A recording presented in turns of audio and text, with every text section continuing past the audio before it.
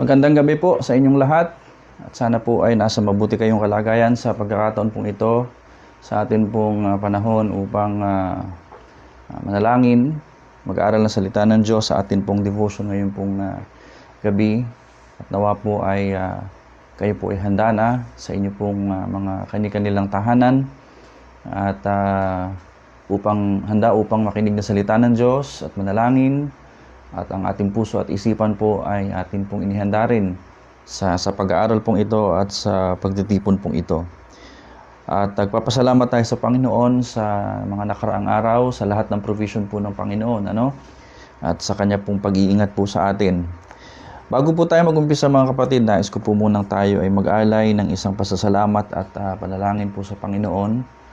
Sama-sama po tayong manalangin and I'd like to have a moment of silent prayer, and then I'm going to pray for our opening prayer.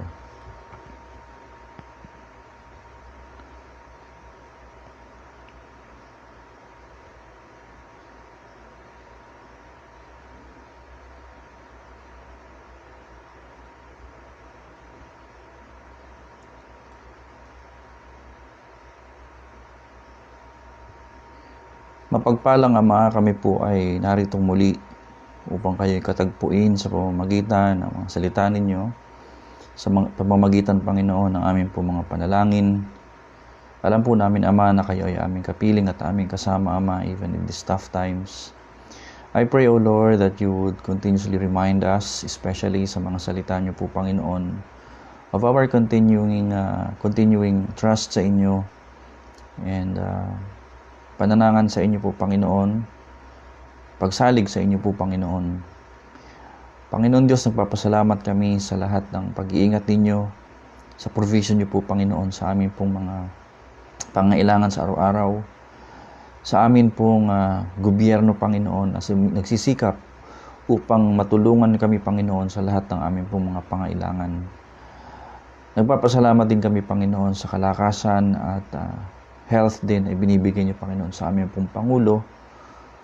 Nasa kanya pong edad, Ama, ay napakabigat, napakahirap na responsibilidad ang yung kanya pong kinakaharap. Una, Panginoon, ay sa pamumuno ng bansa. Pangalawa, O Diyos, sa pagharap namin sa krisis na ito. Sampu, O Diyos, maging ang kanya pong mga gabinete at ang buong kabuuan ng gobyerno, Panginoon. Salamat, Panginoon, dahil iningatan niyo po sila. Maging ang mga frontliners, Panginoon, na talagang sila'y tumatrabaho at nandun sa kanilang mga tungkulin ngayon.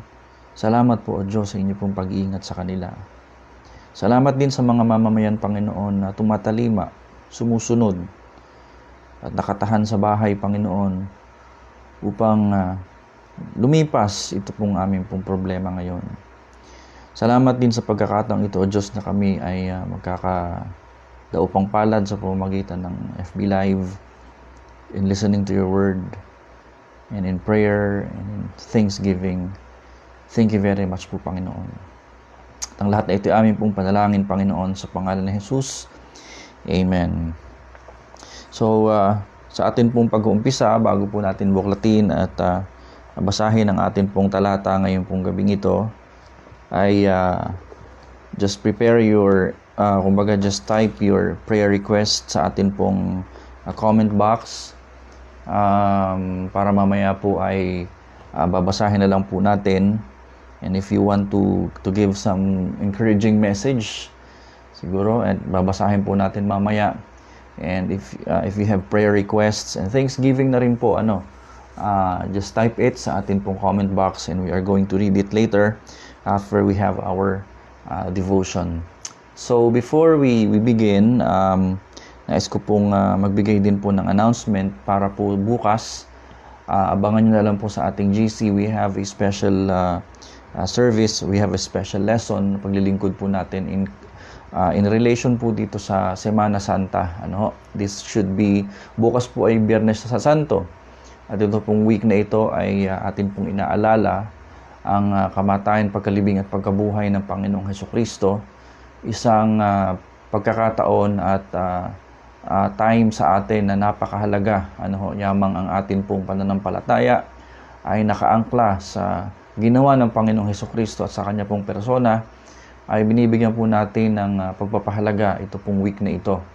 So, most likely ay mga ganito rin pong oras bukas ang atin pong gagawing pagsasama-sama. So, please take note of that, and I'm going to announce it sa atin pong, sa akin ding wall, at sa wall din po ng ating page, and then sa atin pong GC. So, abangan nyo na lang po. Sige mga kapatid, I hope you have your Bibles with you sa inyo pong mga tahanan. At nais ko pong buksan natin ang atin pong mga Biblia dito po sa aklat ng Mateo, Kabanata 26.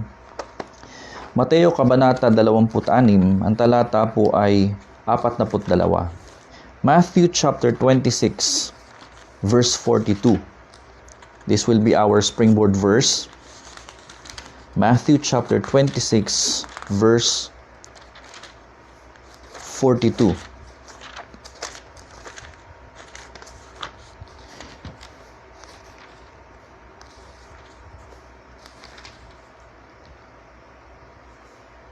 Matthew chapter 26, verse 42.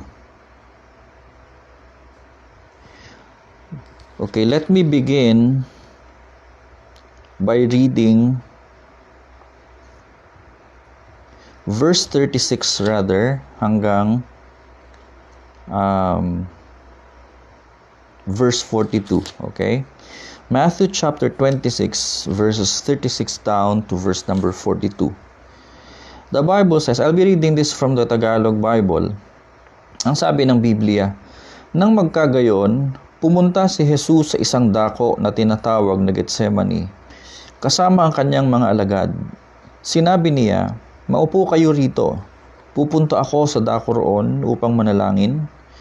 Isinama niya sina Pedro at ang dalawang anak ni Zebedeo. Siya ay nagsimulang nalumbay at lubos na nabagabag. Sinabi niya sa kanila, lubhang namimighati ang aking kaluluwa maging sa kamatayan. Manatili kayo rito at magbantay na kasama ko.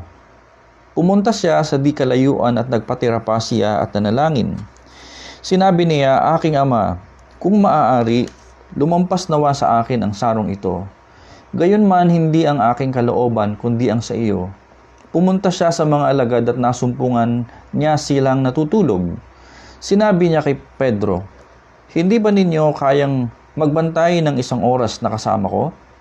Magbantay kayo at manalangin upang huwag kayong mapasok sa tukso. Ang espiritu nga ay nagnanais, ngunit ang katawan ay mahina. Sa pangalawang pagkakataon, muli siyang umalis upang manalangin. Sinabi niya, Ama, kung ang sarong ito ay hindi makakalampas, malibang ito ay aking inumin, mangyari ang kalooban mo. Pagpalain ng Panginoon ng pagkakabasa po ng kanya pong mga salita. Na ang atin pong binasa mga kapatid ay isang halimbawa na ang Panginoong Hesukristo po ay nanalangin.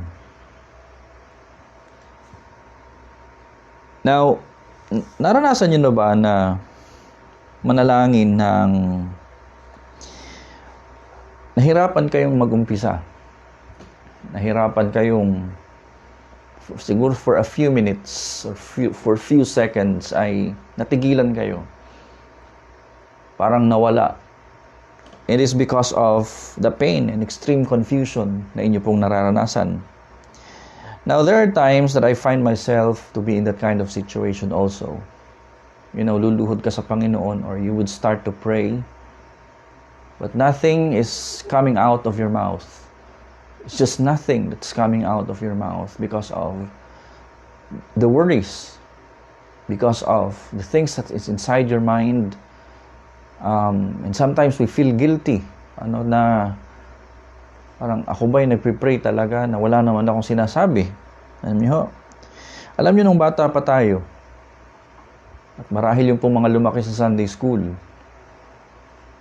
o kaya kayo ay bago pang mga mananampalataya, tinuruan tayo ng mga patterns of prayer.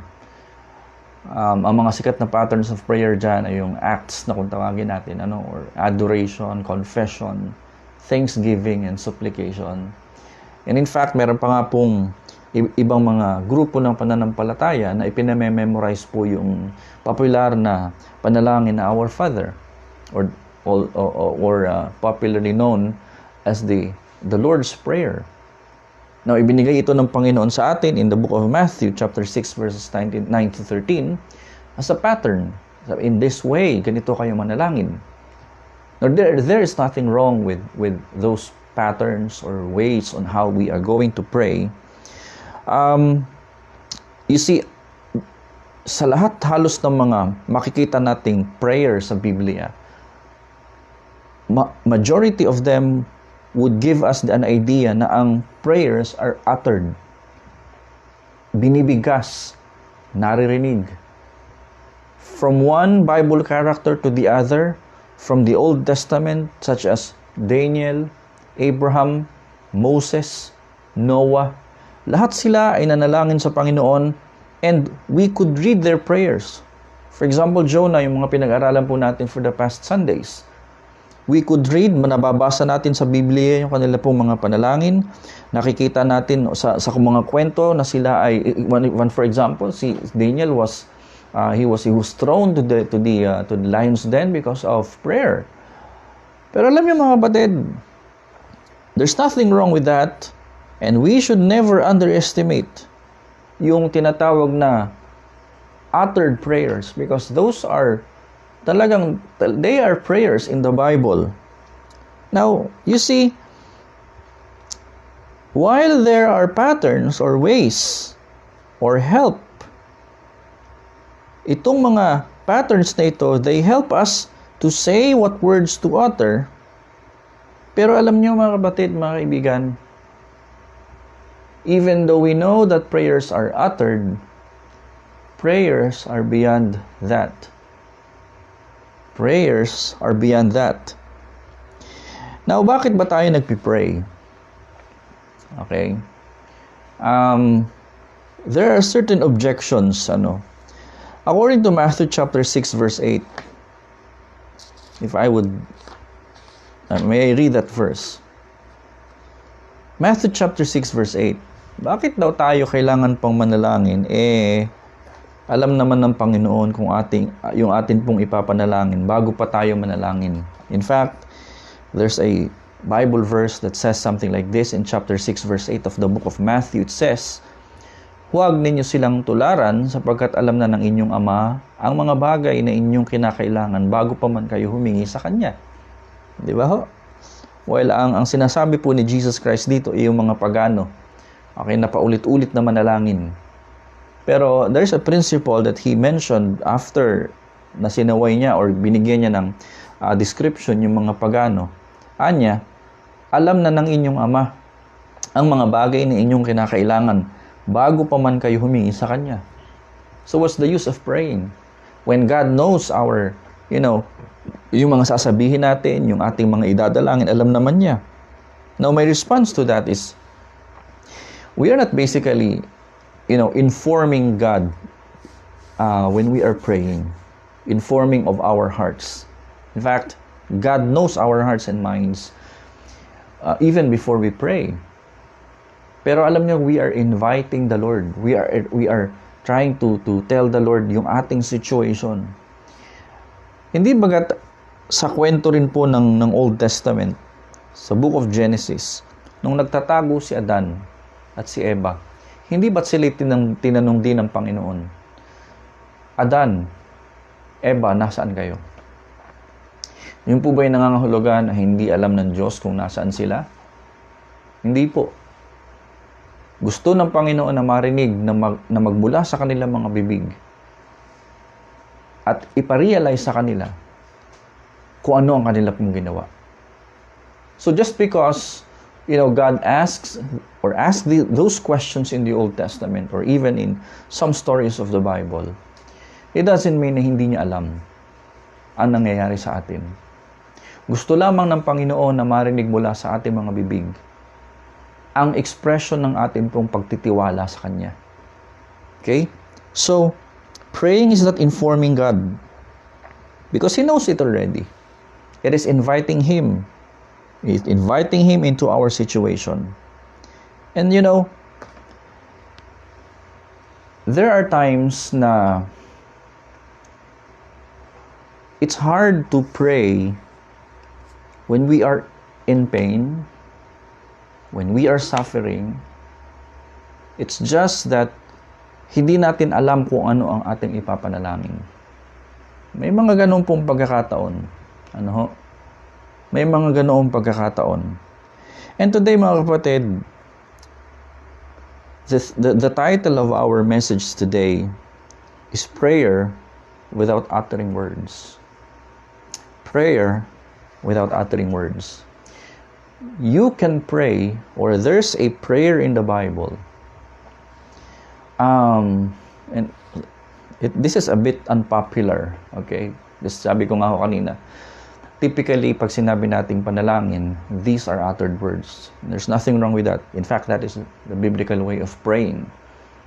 Pero prayer is beyond uttering words. Now, I'd like to show you today two things sa atin pong pag-aaral. This is just a short message this evening, and then we are going to proceed sa atin pong prayer time mamaya. But I'd like you to know two things. Number one is that Jesus is praying for us. Okay? Jesus is praying for us. Now, I'd like to show you a verse from the book of Hebrews chapter 7 verse 25. Hebrews chapter 7 verse 25. You open your Bibles there. Ito, pakinggan nyo mga buti mga kapatid, no? Napakaganda nito pong mga talatang. Let me begin with verse 24. Okay, ito ang sabi ng Bible. Sa kabilang dako naman, dahil si Jesus ay nabubuhay magpakailanman, siya ay may pagkasaserdoteng mananatili magpakailanman. Okay, let me go back a bit dito sa context dito pong chapter na ito. Now, the author of Hebrews was trying to compare the Old Testament priesthood and that of the priesthood of the Lord Jesus Christ. They are both high priest. You remember our lesson last Sunday? Yung po mga high priest, ang basic po ng kanila pong trabaho is to become it's like a mediator, ano? Tagapamagitan sa pagitan po ng tao at ng Panginoon. In fact, based dun sa ating pinag-aaralan ng Sunday, they go to the holiest place na kung saan nandun po ang Ark of Covenant covered by the mercy seat at sila po ay nagwiwisik ng dugo doon 7 times once a year. Paulit-ulit yan for around mga 1,000, 1,500 years of the people of Israel. Imagine yearly pumupunta ang mga high priest doon sa Holy of Holies upang magwisik ng 7 times sa ibabaw po ng mercy seat. Taon-taon nilang ginagawa yan. But there was a time when the Lord Jesus Christ came. He is the ultimate high priest. He is the high priest of, the very ultimate high priest. At ang sabi ng Biblia, yung kanya pong pagka-high priest, sabi niya, sa kabilang dako naman dahil si Jesus ay nabubuhay magpakailanman, siya ay may pagkasaserdoteng mananatili magpakailanman. Now, in comparison dun po sa mga Old Testament high priest, they come and go. Namamatay, may bago na namang ipapanganak, mamamatay. So, very temporary. Samantalang ang Panginoong Hesukristo, He lives forever. He lives forever. Jesus Christ died, He was buried, and He resurrected after 3 days. And He will be living forever. Unlike doon sa mga high priest ng Old Testament, that they come and go. So, Jesus Christ is better, okay? Aside from the fact na ang kanya pong priesthood is from, this is a Melchizedek priesthood. Si Melchizedek po ay isang king, and he is also a priest. Doon nakapattern, doon nagmula ang priesthood ng Panginoong Hesukristo, unlike the Aaronic priesthood of the Old Testament. And so what's the indication? What's the implication of that? Ang sabi ng verse 25, ito. Kaya nga, okay, that is yun yung conclusion. So since the Lord Jesus Christ lives forever, and His high priesthood is also forever, sabi niya, Kaya nga, ang mga lumalapit sa Diyos sa pamamagitan niya ay maililigtas niya ng lubusan. Ang ganda nung salita, ano? Maililigtas daw niya ng Panginoong Hesukristo ang mga nanampalataya at lumapit sa Diyos sa pamamagitan niya. Tayong mga mananampalataya ng Panginoong Hesukristo, tayong naglagay ng pananampalataya sa Kanya, ay maililigtas daw po niya ng lubusan to the uttermost. Absolute, 100% saved. You are a Christian. You are given by given eternal life. You are saved forever. Why? Because someone is praying for you. At ang sabi po ng kasunod sa talata, yamang siya ay nabubuhay magpakailanman upang siya'y mamagitan sa kanila. Now, based dito po sa talatang ito, mga kapatid, our salvation was airtight, safe. You know why? Una, ang ating high priest na si Jesus Christ will live forever, at ang kanya pong pagiging high priest is also forever. And not only that, sabi niya, tayong mga nanampalataya sa kanya, ang Jesus na ito, na ang priesthood ay forever, at ang buhay ay forever din, at hindi na kailanman siya mamamatay, siya ay nananalangin para sa atin. So don't ever think that you are alone in your prayer. While you are praying, Jesus Christ also is praying. He is praying for you. Lagi niyang, nasan ba ang Panginoong Hesukristo? He is in the authority position on the right hand throne of God. Every time we fall, every time we do mistakes, every time we sin, yun naman ang reason kung bakit pumupunta ang high priest sa Holy of Holies para magwisik ng 7 times. To give atonement, to give a temporary atonement doon po sa bayang Israel. Something na hindi na kailangan gawin ng Panginoong Hesukristo taon-taon. Sapagkat mismo, it is very wonderful to know, yung mga high priest, they kill animal to sacrifice. Ang Panginoong Hesukristo bilang ating high priest, He allowed Himself to be killed. He offered Himself on the cross as the Lamb of God. He is the Lamb of God. Kordero ng Diyos. Kaya nga, ito po yung significance ng atin pong pinagdiriwang ngayon pong linggong ito. That the Lord Jesus Christ is the Lamb of God. And how powerful is that? Na hindi lamang yung kanyang kamatayan, pagkalibing at pagkabuhay na maguli ay nagkaroon ng significance and importance noong 1st century. Sabi ng Biblia, lahat anya ng mga nanampalataya sa kanya ay kanyang maililigtas hindi lamang for 1 year, hindi lamang for 2 years, hindi lamang for 20 years. You are saved based doon po sa buhay ng nagligtas sa iyo. So kung ako po ang nagligtas ng tao, kunyari, halimbawa po kung ako ang Savior, and the Lord would give me just probably 60 or 80 years old of life dito sa mundong ito, those who would trust me as their Savior would just have life temporarily also. Kaya yung nature po ng mga Old Testament sacrifices, those were temporary. And everything happened. Jesus Christ is the final fulfillment. He is the fulfillment of all of those, everything that is in the Old Testament. He is the fulfillment of the law, the prophets, and the writings. Everything, the law, the prophets, and the writings wrote and said something about Him. And so mga kapatid, how wonderful a Savior we have in Jesus Christ. Yung ating security sa Kanya ay hindi lamang nakabase doon sa Kanya kung sino siya, yung pagiging forever niya as high priest, and yung buhay niya is forever also. He is also praying for us. Jesus Christ is praying for us.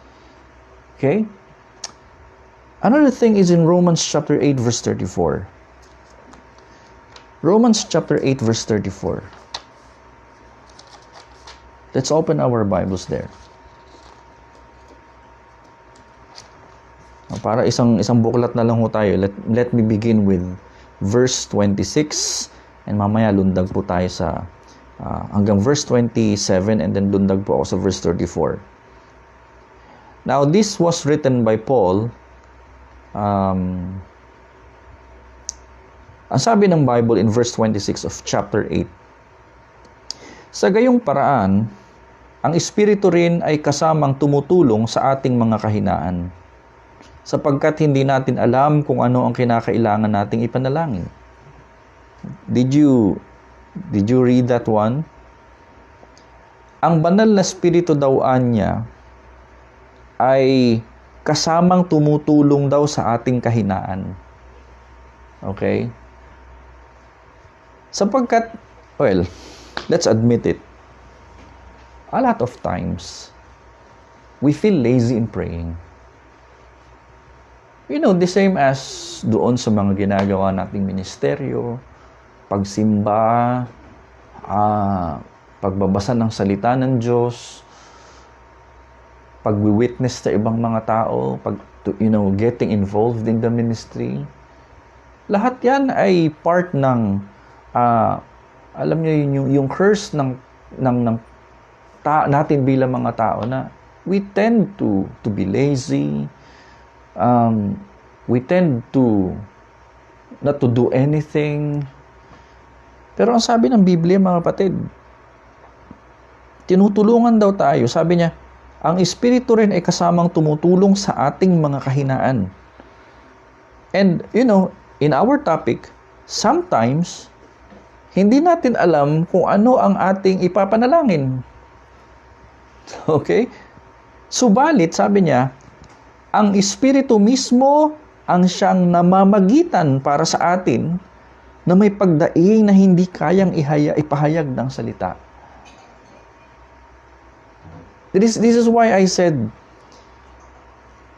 even though we don't utter words from our mouth, God definitely sees our hearts.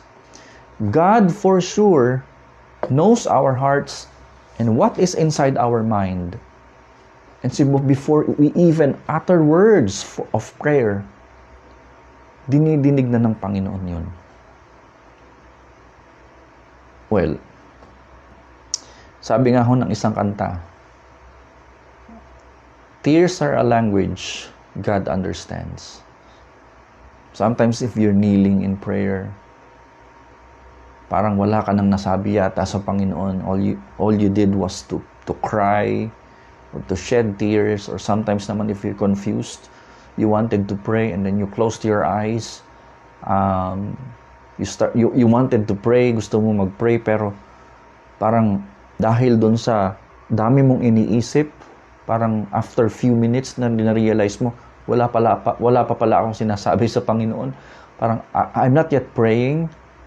Well, you are praying already. Even though hindi pa tayo nag-utter ng ating mga words sa Panginoon, it is a communication from our heart to the heart of the Lord. Kaya tinutulungan tayo ng banal na Espiritu, mga kapatid, kung ano ba yung ating ipapanalangin. Sabi niya, siya yung namamagitan. Okay? Ang banal na Espiritu, aside from the Lord Jesus Christ who was praying for us, sabi ng Bible, the Holy Spirit also is praying for us, and He's praying with us. Sabi niya, ang Espiritu mismo ang siyang namamagitan para sa atin na may pagdaing. See, hindi lang ordinary praying yan. It is praying with groaning. May pagdaing ng isang nahihirapang tao na hindi kayang ipahayag ng salita. Alam niyo yung pag sinabi niyong groaning, yung para bang because of pain, nasasaktan ka, para bang nagkasugat ka, na nilagyan, binuhusan ng mertiolet or ng alcohol. Sa mga ganitong pagkakataon, the very thing na usually nasasabi natin, lumalabas sa ating bibig are not words. The least is aray, siguro. Or aray ko po. Pero, typically, ang lumalabas sa ating bibig ay ano? Isang tinig ng pag-groan. Pagdaing. Yun yung sinasabi natin pagdaing. Ano ho? At ang pagdaing, o yung groaning, hindi intelligible word yan. Walang letra, kumbaga. Bagaman sa onomatopoeia, nalalagyan ho yan ng mga salita sa mga babasahin. But these kinds of language, God understands even before we utter words. Naiintindihan po ng Panginoon yan. Verse 27, Siya na sumusuri sa mga puso, ang siyang nakakaalam ng kaisipan ng Espiritu, sapagkat ang Espiritu ay namamagitan para sa mga banal ayon sa kalooban ng Diyos. So Jesus Christ is praying for us. The Holy Spirit also is praying for us. Now let's jump to verse number 34. Ayaw ko lang palagpasin itong kasunod na talata sapagkat napakahalaga ho nito. Verse 28, let me go there. Sabi niya, alam natin na ang lahat ng mga bagay ay magkakalakip-lakip na gumagawa para sa kabutihan nila ng mga umiibig sa Diyos, sa kanila na mga tinawag ng Diyos ayon sa kanyang layunin. So see, whenever we are suffering or in pain or don't understand what's happening, ang sabi ng Bible, lahat daw niya ito ay nagkakalakip-lakip sa kanila na gumagawa para sa kabutihan. All things work together for good to them that love God and to them who are called according to His purpose. Sa totoo, wala hong ipinangako ang Biblia sa atin ng yung buhay dito sa mundo ng mga mananampalataya, doon sa mga tinawag po ng Diyos, ayon sa kanyang purpose. And all Christians, believers of the Lord Jesus Christ, you are called according to the purpose of God. And there is no promise in the Bible na ang atin pong buhay dito sa mundo would be a life on the bed of roses. No. Lahat ng mga apostles ni Jesus Christ, traditionally, all of them, well, except for John the Beloved, including Apostle Paul, plus Stephen, the very first martyr, the 11 apostles of Jesus Christ, plus Apostle Paul, all of them died because of martyrdom. Meron dyan binilatan ng buhay, namatay sa espada, pinugutan ng ulo, ipinahila sa kabayo, at kung ano-ano pa. Apostle Paul, for one, he died of beheading. And before that, ang daming mga na-experience ni Apostle Paul. Now, hindi ko sinasabing puro hirap ang madadanas ng isang Kristiyano. All I'm saying is that there's no promise of a bed of roses life in the life of a Christian. But, ang sabi ng Bible, all things will work together for good. The Bible did not say that all things are good, but they will work together for good. There's a big difference. Kaya kung ano man ang nararanasan natin ngayon, knowing that God is behind all of these things, there are lots of lessons to be learned. Ika nga ho, every time na tayo nakakaranas ng ganito, let's find an opportunity. Ano bang natutunan ko sa ganitong mga pagkakataon? Ano ang aking mga gems in this school of life na nakita ko? Sa mga ganitong pagkakataon, nakikita natin na may mga totoong tao. Okay? May mga totoong tao na tumutulong, even sacrificing their own money. Sa mga pagkakataong ito, nakikita din natin ng mga tunay na ugali ng mga tao. Sino ang ganid? Sino ang greedy? Sino ang mangloloko? Sino ang talagang totoong tumutulong? Hindi natin makikita ang ganito mga bagay sa, well, not all the time, in times of fun, in times of, abundance. We would see these kinds of people in times of suffering. So there's a treasure to gain sa lahat ng mga nararanasan po natin. And jumping to verse number 34, sabi niya, sino ang magbibigay hatol? Si Kristo nga na namatay. Ngunit higit dito, siya ay bumangong muli na ngayon ay nasa dakong kanan ng Diyos at namamagitan para sa atin. Jesus Christ is interceding again. Yan ang word na dyan, namamagitan. In other words, interceding, He's praying for us. He is praying for us. And that's one of when the Lord Jesus Christ sat at the right hand of the throne of God, this is one of His duties. Ang tayo po'y ipanalangin at ipamagitan. Sabi ni Robert Murray, isa pong theologian ng 1800s, if I could hear Christ praying for me in the next room, I would not fear a million enemies. Yet the distance makes no difference. He is praying for me. Kaya si Jesus Christ ay nagpipray sa katabing kwarto, or He is praying beside God. There's no difference. Bottom line, He's praying for us. And He would not be afraid of a million enemies because of the fact and reality and truth that the Lord Jesus Christ is praying for him.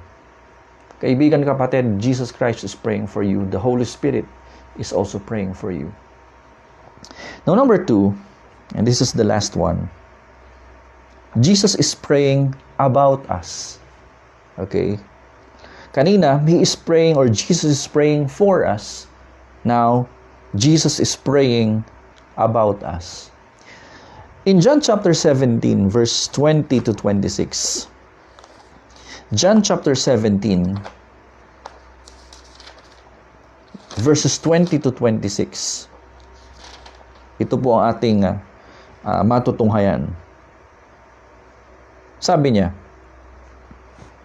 verse 20, hindi lamang sila ang aking mga idinadalangin. Well, sa chapter pong ito, Jesus Christ was praying for Himself. And then, sa verse 6, He prayed for His disciples, or yung mga apostles niya. And then, on verse 20, down to verse 26, He was praying about us. Talking to the Lord, He's praying about us. Para bang, this is the prayer request of the Lord para sa atin. O para bang, anong gusto niyang gawin natin bilang mga mananampalataya? Okay? So here's the thing. Verse 20, sabi niya, hindi lamang sila ang aking mga idinadalangin. Idinadalangin ko rin naman ang mga sasampalataya sa akin sa pamamagitan ng salita nila. Okay?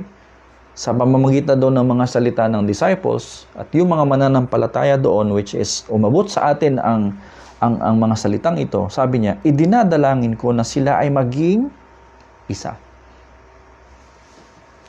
Ama, tulad mo na sumasa akin at ako ay sumasa iyo, idinadalangin ko na silang lahat ay maging isa sa atin, upang ang sangkatauhan ay sumampalataya na ikaw ang nagsugo sa akin, ang kalulatian na ibinigay mo sa akin na ibinigay ko sa kanila upang sila ay maging isa tulad natin na isa.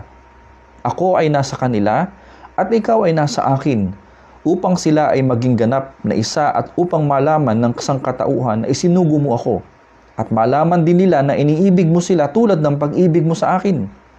Ama, nais ko na ang mga ibinigay mo sa akin ay makasama ko sa kinaroroonan ko. You see the prayer of the Lord Jesus Christ. That was His prayer.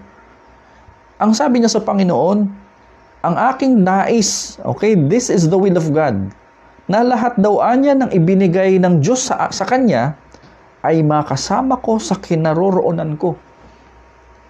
Bilang mga Kristiyano at mga anak ng Diyos, the will of the Lord Jesus Christ is to be with Him where He is. Ito ay upang mamasdan nila ang aking kalwalatian na iyong ibinigay sa akin, sapagkat iniibig mo na ako bago pa itinatag ang sanlibutan. Amang matuwid, hindi ka nakilala ng sangkatauhan, ngunit nakikilala kita at alam ng mga ito na ako ay sinugo mo. Inihayag ko sa kanila ang iyong pangalan at ihahayag pa, upang ang pag-ibig mo na kung saan ay inibig mo ako ay mapasa kanila at ako ay sumasa kanila. Now, alam mo ninyo,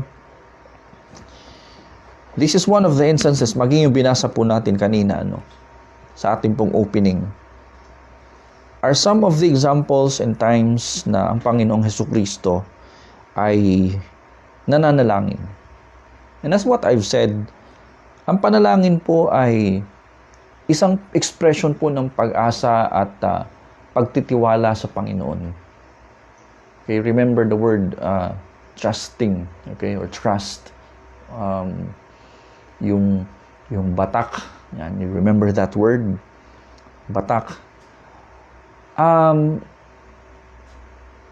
There are certain examples in the Bible na God wants His children or His owned ones to depend on Him all the time. Alam nyo, nung ang bayang Israel po ay lumikas mula sa bayan ng Ehipto, it was God who's leading them. Under Him was Moses. Hindi nyo ba napansin? Alam nyo kung lalakarin ho ninyo ang Mount Sinai going to Canaan, sa paglalakad siguro aabutin lang kayo ng mga 2 weeks or something like that. 2 weeks lang. Sabihin natin 3 weeks. The most, 1 month. But why in the world they stayed in the wilderness for 40 years? 40 years. Coming out of Egypt, ang bumungad sa bayang Israel ay isang napakalaking pagsubok agad. Facing the sea, bundok dito, sa likod ay kaaway. And what was the response of majority of the people of Israel? The big C. Hindi ho cancer. Complaint. Reklamo. Bakit hindi sila inilagay ng Panginoon? Alam niyo, paglabas nila sa... Let's use our imagination. Bakit? Kung tutuusin, kaya ng Panginoon yun eh. Na dinala sila ng isang malakas na hangin, lahat sila, at paglagpak nila sa lupa, nasa hotel sila. There's abundance of water, air-conditioned, para bang gano'n, food is provided. Or let's say, straight from Egypt, from Egypt, go straight to Canaan. Pwede namang gawin ng Diyos yun eh. Pero bakit hindi nangyari? Instead, what happened is the opposite thing. Ang sasarap ng pagkain nila sa Egypt, kahit sila inaalipin, but they were brought to the desert with what? Zero. Anong mapapala nyo sa disyerto? Buhangin. Walang tubig, walang pagkain. And I sympathize with Moses, with his millions and millions of Jews and Israelites complaining at once, together. Must be a headache. But why? God wants them to trust Him in times of nothingness, in times of no food, in times of no water, in times of walang relief na dumarating, and people are complaining. Everyone is complaining. Siguro kung may social media that time, nako, di sumabog na siguro ang Facebook sa complaint ng bayang Israel. Sumabog na ang internet sa complaints nila. Na kung titingnan natin, ay kukumpara natin ang ating buhay natin ngayon, nasa kanya-kanya tayong mga bahay. And a lot of people still they could still afford to complain. Now, why did God put them there? In a no water situation, in a no food situation, nothing. Hindi ba nila nakita yung miracle ng Panginoon? God provided a pillar of fire at night, and a Shekinah glory in the morning, at noon, upang sila ay takpan, magkaroon sila ng, payong, hindi sila mainitan. Hindi lang naalala na sila ay pararaos ng Panginoon. If you would just look back sa lahat ng mga miracles na ginawa sa atin ng Panginoon, o bilang mga Pilipino, ilang pagsubok na ang dumaan sa atin. Bilang Kristiyano, ilang mga pagsubok na ang dumaan sa atin. But what happened? Pinalagpas tayo lahat ng Panginoon sa mga bagay na yan. And we became more stronger. So, ibig sabihin, inilalagay tayo ng Panginoon sa ganitong situation. Ang bayang Israel ay nilagay sa ganyang sitwasyon and even stayed for a lot of years, 40 years in the wilderness before they went in to the promised land. Ang saklap pa nga niyan, kahit si Moses, nakita lang niya ang promised land. Imagine mo, siya yung leader. And he deserves everything. But God did not allow it. It was Joshua who brought the people of Israel inside Canaan. Why did God do that? He wants us to trust Him. Halimbawa na lang yung mana. Kung tutusin, pwede namang ibuhos sa kanila ng Panginoon yun at once. Yung iba nga nagkuha, di ba? Sabi ng instruction sa kanila ng Panginoon, kung ano lang yung kaya nyong ubusin sa buong araw, yun ang kunin. Anong ginawa ng iba? Nag-stock ng marami. O nangyari? Inuhod. Kasi alam gusto ng Panginoon, you trust me every day. Anong sabi ng panalangin?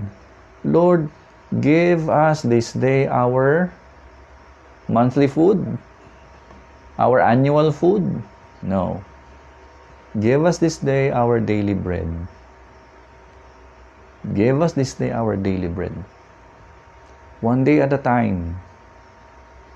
To trust the Lord one day at a time. Hayaan yung mamroblema yung bukas. Sabi nga ni Jesus yung provision ng Panginoon ngayon ay pagpasalamat natin.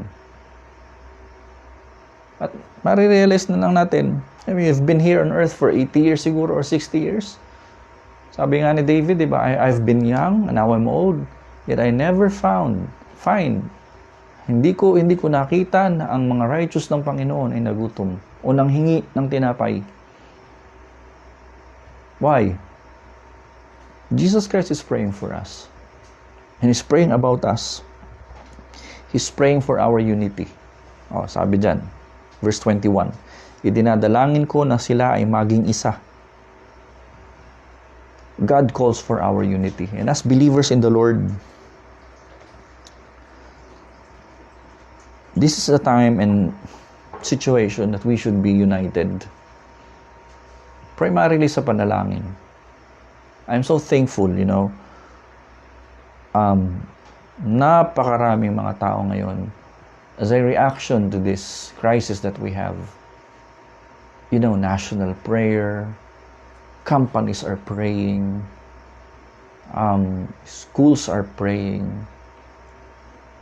the military is praying, the president is praying, everyone is praying.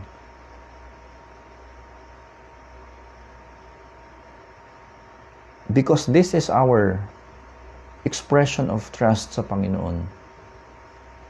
We can never, ever,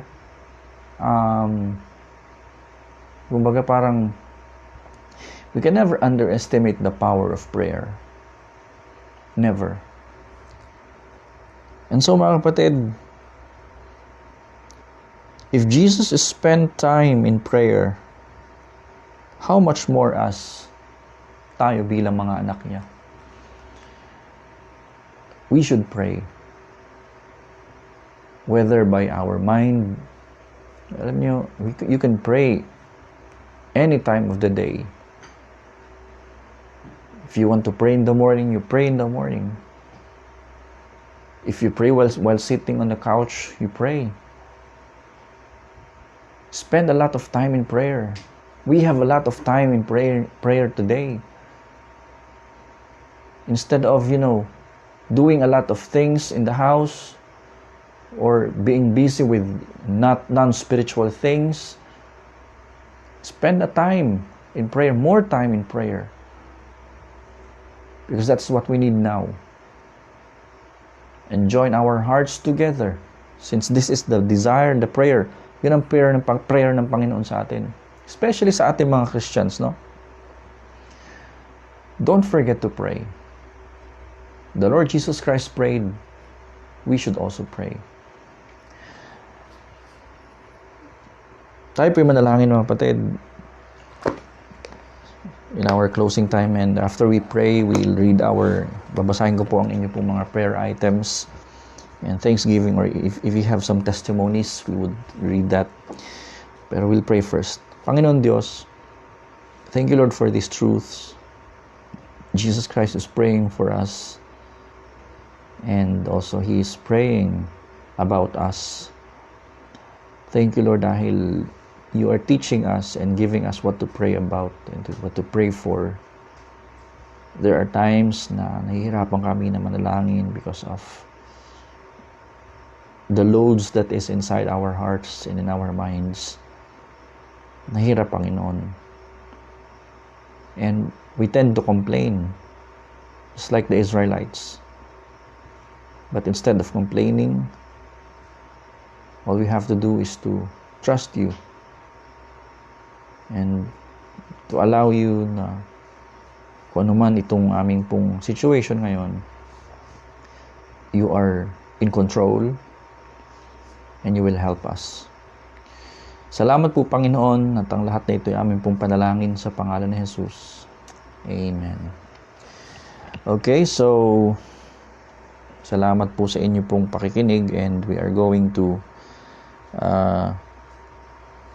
read ito pong inyong if you have prayer items or prayer request. Wait. Okay, so sige, kung wala pa hong mga prayer items ay salamat po sa mga nanonood na ito. Ayan, they are here. Salamat po sa mga members po ng Fundamental Baptist Fellowship. Alam nyo, may nabasa ako sa Facebook na yung iba po mga pastors ay hindi na nagla-live dahil yung mga members na naman nila hindi naman nakikinig. Pero sa atin is very different kasi I could see na we are all the members are here, they're listening, and nag-aantabay po sa ating pong mga FB live. Thank you very much po. Okay, so yan, good morning, Chari. Good morning, good evening sa inyo. Si kina Jeff, si Eunice, si EJ, si Kuya Jeff, Madamba. Okay, mga Iroles family, si Cindy, Borbe family, Ong family, si Francis Gerald. Sige, magandang gabi po. Mila Vixon, good evening. Nakikinig ka pala. Si Jonah, si Doc Orly, magandang gabi po. Ninang Eva, si David Pipito, si Kuya Dante Pelaez, good evening. Si Nicolas family, si Nanil po, at saka si Ada. Peter Nueva, Ate Erlyn, si Ray, magandang gabi Ray. Ray Caro, J-Lo, good evening. Kuya Joff, Ate Juvie, si Pastor Eman, magandang gabi po. Ate Inday, magandang gabi. Si Chi, okay. Sige po, so just, ayan, may mga prayers na dumalap na pumapasok na. Si Alain, good evening. Si Cindy may prayer dito. Pray for mama, inuubo. Okay, sige. Pray natin teka, ililista ko lang ha. Pahinga na akong ballpen. Okay, let's pray for Nanay Tita. Inuubo si Nanay Tita. And let's continuously pray sa mama ni James.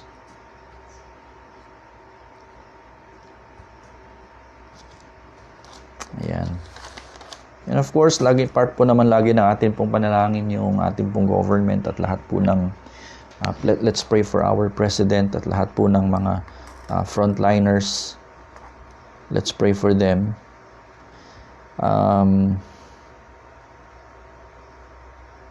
Nika, good evening. Ma'am Babes, good evening po.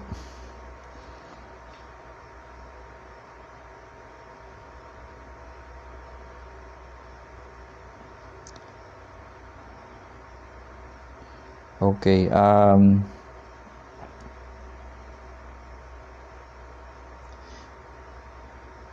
so ipag-pray nyo rin po mga kapatid dahil we'd like to help ang atin po mga kapatid, especially sa relief goods, and just pray na tayo bigyan ng Panginoon ng pagpapala, kahit pa paano makatulong po tayo sa ating po mga kapatiran ngayon na talagang nangangailangan, especially karamihan sa ating umaasa sa ayuda ng gobyerno, pero mahirap po ang sitwasyon. Marahil yung ilan sa inyo nagkaroon na ng kaunting blessing mula sa government, pero we will also make a way paano tayo makatulong. And kung we are planning next week to distribute some help. So sa lahat po ng mga members ng church or sa lahat po ng mga nakikinig, if you want to help, maidagdag po natin doon sa ating kumbaga iipunin sa isang linggo, ay just i-PM nyo lang po ako kung paano kayo makakatulong in any way, in any way, especially doon sa mga talagang karamihan sa atin ay talagang ibig sabihin ay may mga trabaho kaya lang hindi nga makapagtrabaho, lalo yung mga no work no pay, po. So kailangan ng konting suporta. Ayan. Sige, and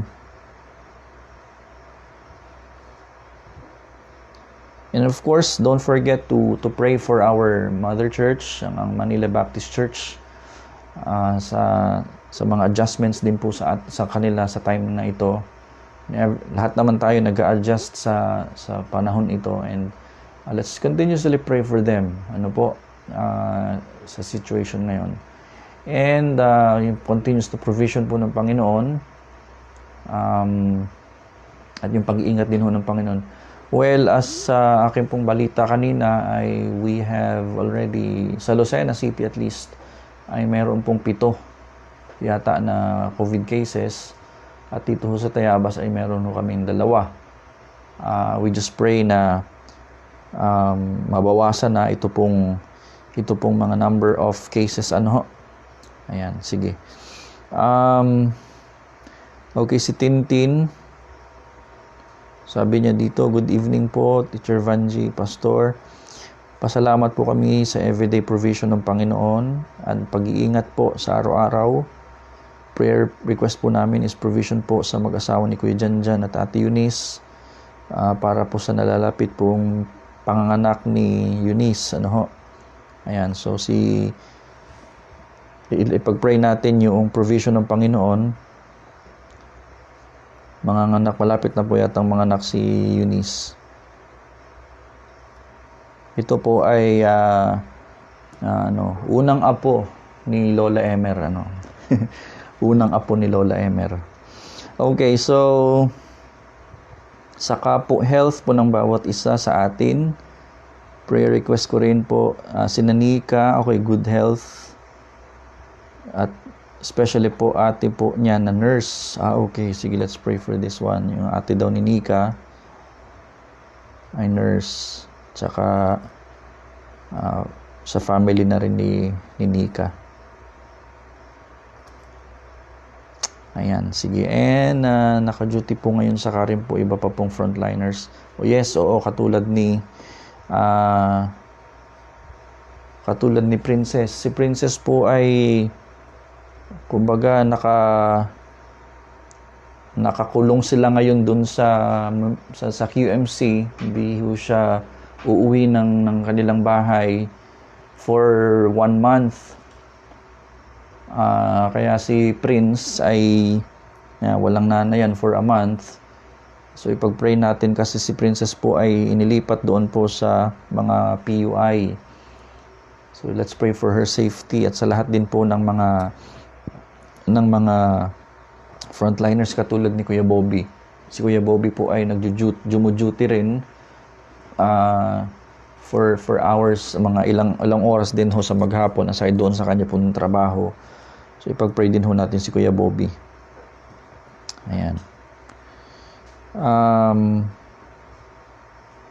Ayan, sabi ni Ninang Eva, thank you for inspirational message this evening. Glad to know that Jesus is also praying for us in tough times like this. Yes po. Ayan.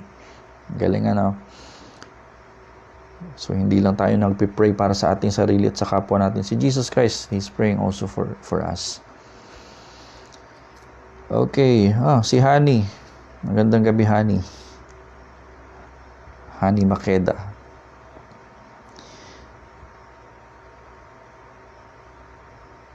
Okay, you're welcome, Nika.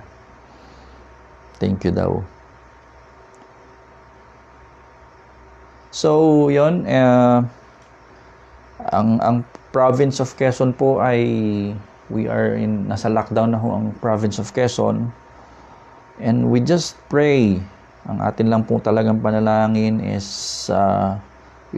flattening the curve.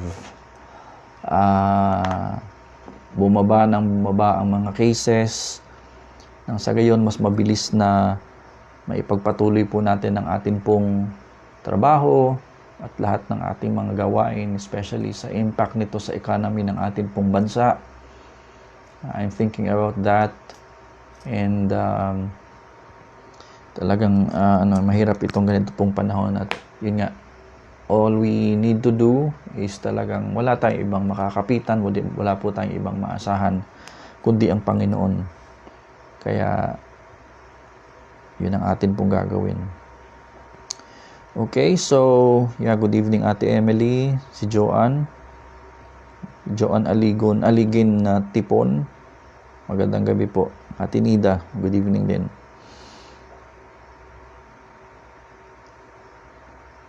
Okay, so wala na ho ibang mga prayer requests, but I hope that siguro after I pray, mag-spend kayo ng mga time sa inyo pong mga bahay, 10 minutes or 15 minutes, so we could just join our hearts in prayer. Especially ipanalangin natin itong ating situation po ngayon, okay? And then ipag-pray din natin yung bukas po yung ating pong special Lenten service. Parang ganito rin po ang ating gagawin. Just wait for the announcements, okay? And then of course Sunday, let's see each other again through FB Live at 10 o'clock in the evening. Sige mga kapatid, so wala na pong dumarating na mga prayer requests.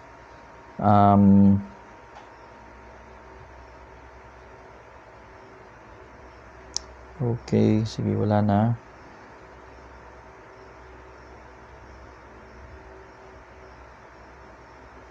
Si Uyi pa nga pala. Let's pray for him. Duty pa ho ito. Asawa po ni Princess.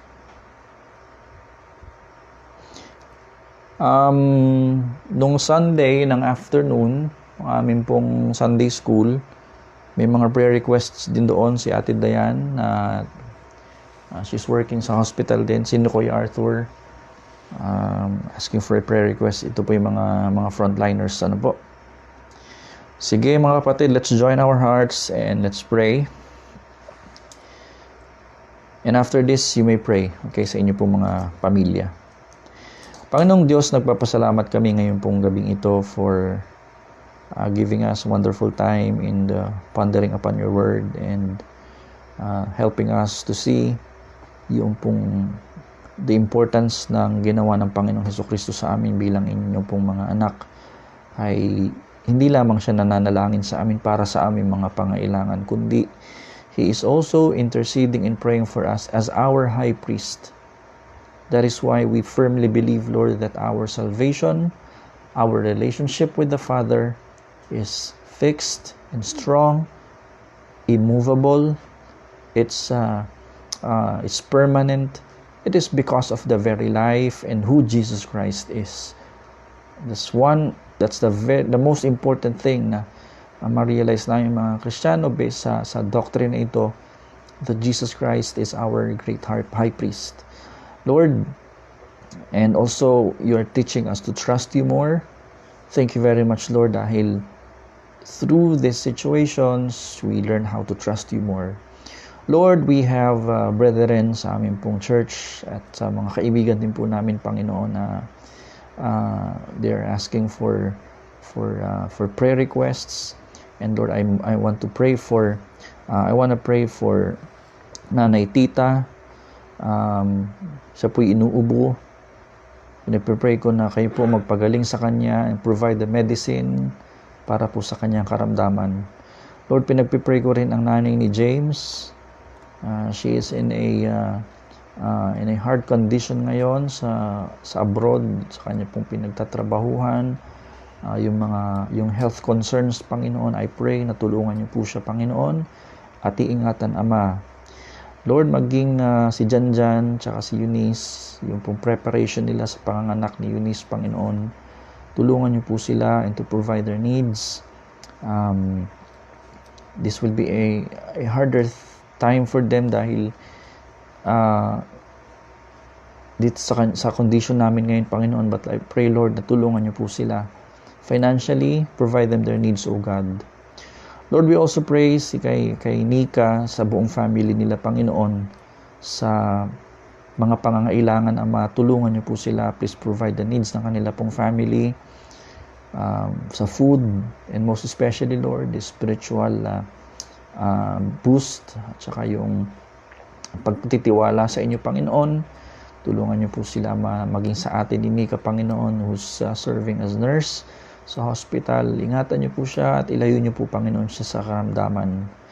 At laging maging malakas ang kanya pong katawan sa trabaho ngayon ito, Ama, sa mga hospitals. Lord, we pray kay Princess din, Panginoon, nasa mga PUI department. Please protect her, O Lord. Continuously strengthen her health. Maging si Uyi, Panginoon, dumuduty din sa hospital. Ingatan niyo po siya, Panginoon. And she'll be there for a month. Alam ko mamimiss niya kanyang anak, pero please, Lord, help her at matatapos din ito mga bagay na ito, Panginoon. At si Kuya Bobby, ingatan niyo rin po siya, Panginoon, sa bigyan ng kalakasan, continuous provision sa kanya, at wisdom din, Panginoon. Lord, we also pray for yung prayer request, Panginoon, ni Christian. Provision po, Panginoon, sa bawat family, especially sa mga basic needs namin, bigas, pagkain, tubig. I pray, Panginoon, na kayo pong mag-provide at alam ko hindi nyo kami pababayaan, kagaya ng pag-iingat nyo sa mga ibon. Pinapakain nyo sila. Alam nyo, Lord, kami ay inyo pong tutustusan at bibigyan din ng aming pong mga pangailangan. Lord, maraming salamat dahil may mga mananampalataya na handang tumulong financially, Panginoon. Lord, please bless them. Bless them, O God. Buhusan nyo sila ng pagpapala, Panginoon. Gantihan nyo sila, Panginoon, ng marami pang blessings, Panginoon, sa kanilang puso na handang tumulong, Panginoon, in their small ways. They have a soft heart for helping other people. Lord, tulungan nyo sila. Yung mga taong nagdo-donate, mga taong gumagastos para sa ibang pangailangan ng ibang mga tao, help them, O Lord. Lord, I also pray sa mga kapatid, Panginoon, na mga nasa abroad, mga frontliners, si Kuya Arthur, si Ate Dayan, maging si Kuya Dante, Albacete, tulungan niyo po sila at sa lahat, Panginoon, ng mga tumutulong, Panginoon, upang sugpuin at talunin ito pong virus na ito. Lord, nagpapasalamat kami sa aming gobyerno. Sa dami ng problema ngayong kinakaharap nito, they keep calm and doing their duties, responsibilities. Sa aming pong Pangulo, Lord, I pray, give him strength. Give him strength, O Lord. Tulungan niyo po siya, Ama. At lahat, Panginoon, ng mga government officials, magkaisa kami, Panginoon. Tama na ba ngayon? Magtulong-tulong na lang, Panginoon, upang malaban itong aming pong kalaban ngayon, Ama. Lord, I know that even before we prayed, you know the desires of our hearts. And Lord, we just want to invite you to be in our situation. And now I know you understand, oh God. The Lord Jesus Christ lived here on earth, understood everything what a man suffers, all the sufferings. Hindi nga namin naranasan, Panginoon, ang pinaghirapan ng Panginoon. And so, I know He understands and He's gonna help us. Maraming salamat po sa inyo, O Diyos. Purihin ka, sambahin ang iyong pangalan, Panginoon. Salamat po. Ang lahat ito ay aming pong panalangin, Ama, sa pangalan ni Jesus. Amen. So maraming salamat po sa inyo, mga kapatid. Salamat sa inyo pong pagsama sa atin pong prayer meeting ngayong gabi. And I hope na tayo ay laging maging positive. Lilipas din ho ito at tayo ay mga Pilipino, tayo ay mga Kristiyano, lilipas ito at makakayanan ho natin ito pong ganitong mga pagsubok at we just so pray na after na matapos ito pong mga bagay na ito ay the first thing we do is to thank the Lord. Okay? Magpasalamat po sa Panginoon. So, magandang gabi po sa inyong lahat. Pagpalain po kayo ng may kapal at nagpapasalamat po ako sa gabi pong ito. Thank you very much po.